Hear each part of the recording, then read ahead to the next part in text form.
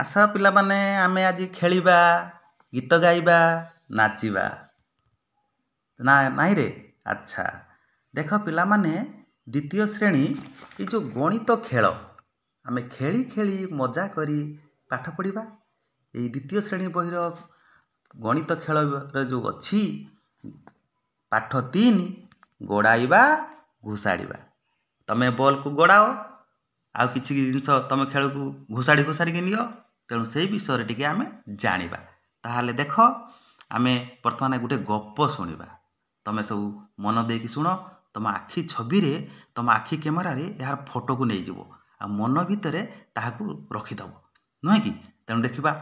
ଥରେ ଗୋଟିଏ ମେଣ୍ଢା ଛୁଆ ତା ବୁଢ଼ୀମାକୁ ଦେଖିବାକୁ ଯାଉଥିଲା।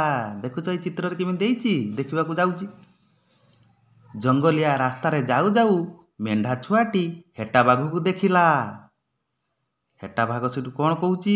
ମୋତେ ବହୁତ ଭୋକ, ମୁଁ ତତେ ଖାଇବି। ମୋତେ ଦୟାକରି ଯିବାକୁ ଦିଅନ୍ତୁ। ମୁଁ ମୋ ବୁଢ଼ୀମାକୁ ଦେଖା କରିବାକୁ ଯାଉଛି।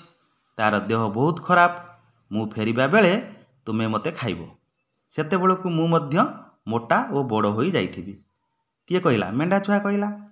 ସେଇଠୁ ସିଏ କହୁଛି, କିଏ କହୁଛି ରେ? ନା ମେଣ୍ଢା ଛୁଆକୁ କିଏ ହେଟା ବାଘଟି କହୁଛି। ଠିକ୍ ଅଛି, ତୁ ତାହେଲେ ଯା।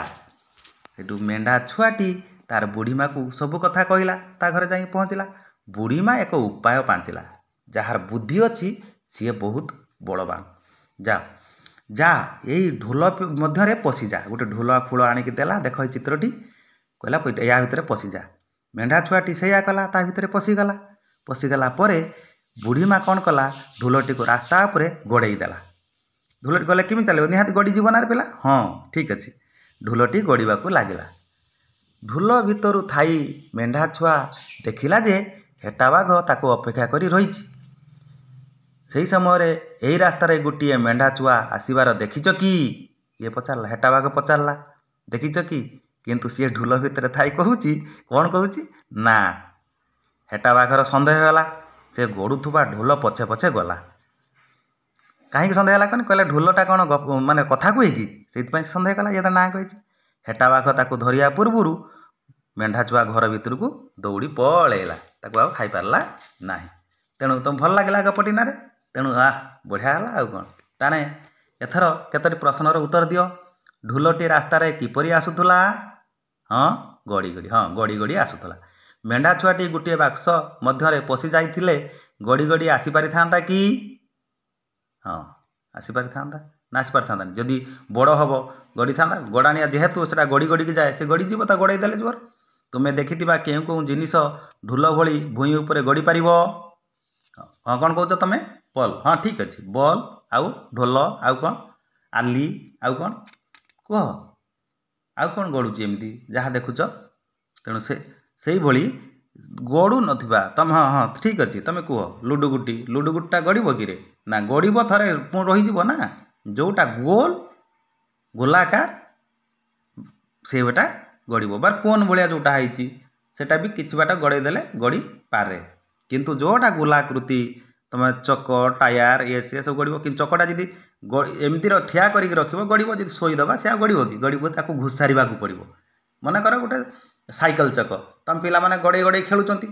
ସେମିତି ହେଲେ ଗଡ଼େଇ ଗଡ଼େଇ ଖେଳିବ, ଗଡ଼େଇ ଦେଲେ ଗଡ଼ିଯିବ। କିନ୍ତୁ ଆମେ ଯଦି ଶୋଇ ପକାଇବା, ତାକୁ ରଖିଦେବା ତଳେ, ସିଏ ଆଉ ଗଡ଼ିବ ନାହିଁ। ତାକୁ କ'ଣ ଘୋଷାରିକି ନେବାକୁ ହେବ। ତେଣୁ ଲକ୍ଷ୍ୟ କର, ସିଡ଼ି ଯେଉଁ ହେଇଛି, ଦୋଳି ଲାଗିଛି ତମ ବିଦ୍ୟାଳୟ ମାନଙ୍କରେ, ତମେ ଗୋଟେ ପଟେ ଉଠୁଛ, ଆଉ ଗୋଟେ ପଟେ ଖସୁଛ, ଗଡ଼ି ଗଡ଼ିକି ଯାଉଛ। ତେଣୁ ସେଇଭଳି ବଲ୍ଟାକୁ ଗଡ଼ି ଗଡ଼ିକି ଯାଉଛି। ଯଦି ଆମେ ଗୋଟେ ବାକ୍ସକୁ ଗଡ଼େଇ ଦେବା, ଗଡ଼ିବ କି? ନା, ତାକୁ ଟାଣି ଟାଣିକି ନେବାକୁ ହେବ। ତେଣୁ ଘୋଷାରିକି ନେବାକୁ ଦେଖ ଏଇ ଚିତ୍ର କେମିତି କେଉଁ ଜିନିଷ ଘୋଷଡ଼ା ହେଉଛି, କେଉଁ ଜିନିଷ ଗଡ଼ି ଯାଉଛି। ଦେଖ ବଲ୍ଟି ଗଡ଼ି ଯାଉଛି, ଏଟା ସିଏ ଘୋଷାରିକି ନେଉଛି।